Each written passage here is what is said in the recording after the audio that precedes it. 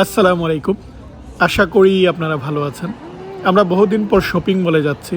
ভাবলাম সেই শপিং মলের এনভায়রনমেন্ট সেটাই আপনাদের সাথে শেয়ার করি। আপনাদের ভালো লাগবে।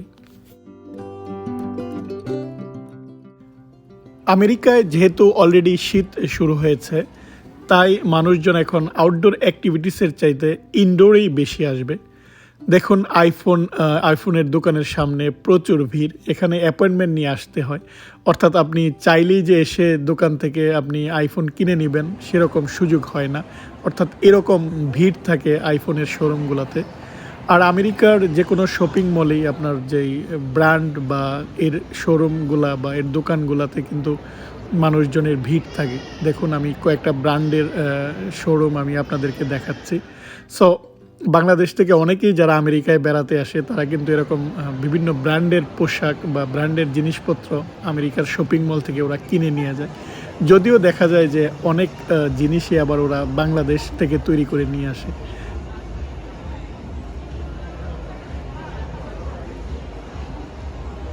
এটা হচ্ছে মেসিসের শোরুম। অনেক বড় বড় শপিং মলে ওদের শোরুম থাকে। দেখা যায় যে ওরা ৩-৪টা ফ্লোর নিয়ে ওরা ওদের প্রোডাক্ট বিক্রি করে, যেহেতু এটা একটা ঐতিহ্যবাহী প্রতিষ্ঠান। আর এখন বেশিরভাগই আবার অনলাইন সার্ভিস চালু করেছে, অর্থাৎ আপনি বাসায় থেকেও অর্ডার করে এই জিনিসগুলো আপনি কিনে নিতে পারবেন।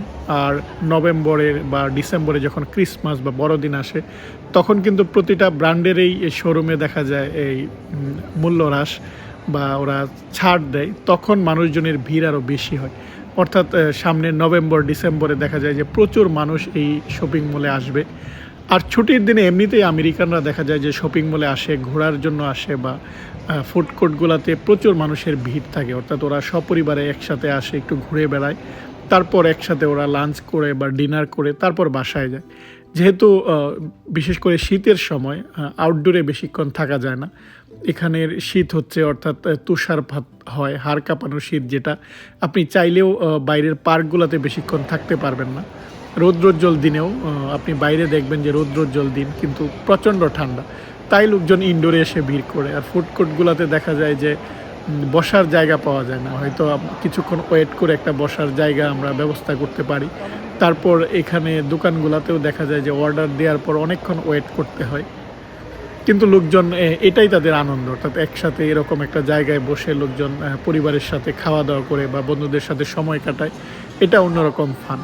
দেখুন এখানে একই সাথে অনেকগুলা খাবারের দোকান, অর্থাৎ চারপাশে দোকানগুলা থাকে আর মাঝখানে বসার জায়গা থাকে। একপাশে আবার বাচ্চাদের খেলার জায়গা থাকে।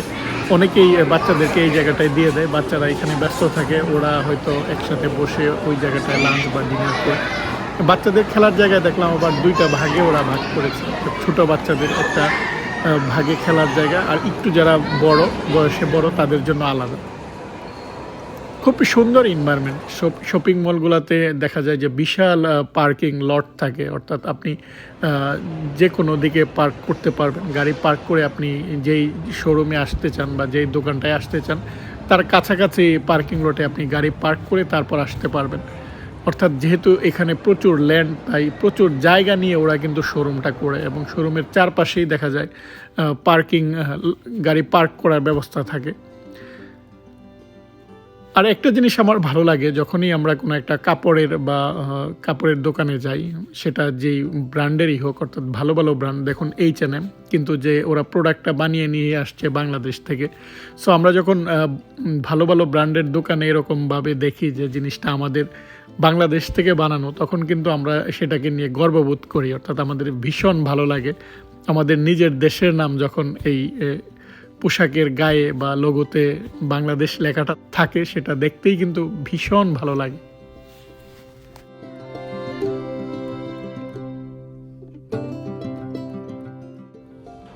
তবে ইদানিং মনে হচ্ছে আমাদের দেশ থেকে পোশাক আসা কমে যাচ্ছে, কারণ মেড ইন বাংলাদেশ বা মেড ইন ইন্ডিয়া বা মেড ইন পাকিস্তান আগে যেরকমভাবে দেখতাম, এখন কিন্তু সেরকমভাবে দেখতে পাই না। ইদানিং আফ্রিকার দেশগুলো থেকে পোশাক আসা শুরু হয়েছে বেশি। এই শিল্পটাই এরকম, ওরা যেই দেশ থেকে কমে বানিয়ে নিয়ে আসতে পারবে, অর্থাৎ উৎপাদন খরচ যেখানে কম হবে তারা সেখানেই যাবে। বাংলাদেশে যেহেতু ইদানিং উৎপাদন খরচ বাড়ছে, তাই বাংলাদেশ থেকে এটা সরে যাচ্ছে। আবার অনেকেই আমাকে প্রশ্ন করেন যে এরকম শপিং মলে আমাদের দেশের মতো যে চা পান করার ব্যবস্থা থাকে কিনা বা কফি শপ থাকে কিনা। আমেরিকার কিন্তু রাস্তার পাশে এরকম চায়ের দোকান বা কফি শপ থাকে না। দেখুন মার্কেটের ভিতরে একটা চাইনিজ কফি শপ, ওরা কমফোর্টি এই নামে, এটা খুবই জনপ্রিয়। বিভিন্ন ধরনের ওরা চা বা কফি বিক্রি করে।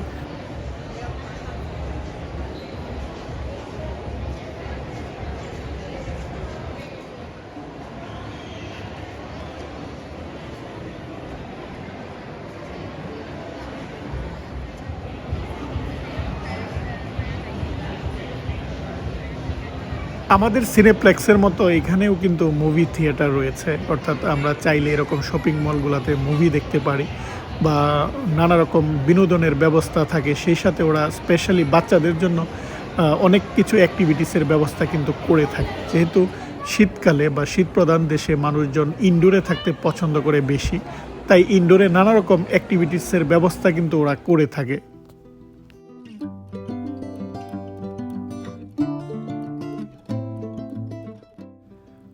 আমি এখন যে জায়গাটায় দাঁড়িয়ে আছি এর সামনেই দেখুন, এটা মার্কেটের নিচতলা থেকে 4 তলা পর্যন্ত ওরা বাচ্চারা যারা ক্লাইম্ব করতে পছন্দ করে তারা যেন ক্লাইম্ব করতে পারে সেরকমভাবে এটা তৈরি করেছে। অর্থাৎ ওরা এক পাশ থেকে আরেক পাশে এরকমভাবে কখনো দড়ি বেয়ে যেতে হয় বা কখনো কাঠের সিঁড়ি থাকে যেটা একটু ধাপে ধাপে, অর্থাৎ স্টেপ বাই স্টেপ সেখানে যেতে হয়। ওরা প্রোটেকশান নিয়ে তারপর যায়, কিন্তু এটা খুবই কঠিন। অর্থাৎ যাদের হাইট ফোবিয়া আছে বা অনেক সময় দেখা যায় ওরা এটা পারে না। এবং এটা আউটডোরে দেখা যায় যে আমেরিকানদের এরকম অ্যাক্টিভিটিস করার ব্যবস্থা থাকে, কিন্তু ইনডোরে ওরা এটা প্র্যাকটিস করে। বা অনেক সময় দেখা যায় যে আরও বিশাল পরিসরে, অর্থাৎ এক গাছ থেকে আরেক গাছে ওরা এরকমভাবে ক্লাইম্ব করে তারপর যেতে পারে। সেই ব্যবস্থাটা আমি প্রায়ই পার্কে দেখি। কিন্তু এখানে শপিং মলে ওদেরকে এটা প্র্যাকটিস করায়। অর্থাৎ এখানে কেউ যদি প্র্যাকটিস করতে চায় বা এই অ্যাক্টিভিটিসে অংশগ্রহণ করতে চায়, সেখানে জাস্ট $30 খরচ করে তারা সেটা করতে পারবে। আবার যে সকল বাচ্চারা একটু বয়সে ছোট, যারা হয়তো এই স্টেপগুলো কমপ্লিট করতে পারবে না, অর্থাৎ একদম নিচতলা থেকে 4 তলা বা 4 তলা থেকে নিচতলা পর্যন্ত যেতে পারবে না, তাদের জন্য ছোট পরিসরে এরকম ক্লাইম্ব করার ব্যবস্থা ওরা করে। এবং এটা হচ্ছে যে 30 মিনিটসের জন্য $20, বা কেউ যদি 1 ঘন্টা এটা করতে চায় তাহলে হচ্ছে $30। দেখা যায় যারা ছোট বাচ্চা, অর্থাৎ যাদের বয়স 3 থেকে 10-এর মধ্যে, তারা এই জিনিসটায় খুব অংশগ্রহণ করে বা তারা খুব মজা পায়। সো এরকম নানা অ্যাক্টিভিটিস থাকে শপিং মলে, যে শুধুমাত্র লোকজন যে শপিং করার জন্য আসে তা নয়, তারা এই জায়গাটায় দেখা যায় যে লাঞ্চ করার জন্য আসে বা ডিনার করার জন্য আসে বা পরিবারের সাথে সময় কাটানোর জন্য আসে। যেহেতু শপিং মলগুলো বিশাল বড় আকারের হয়, তাই লোকজন ছুটির দিনটা খুব সুন্দরভাবে এই জায়গাটায় কাটাতে পারে।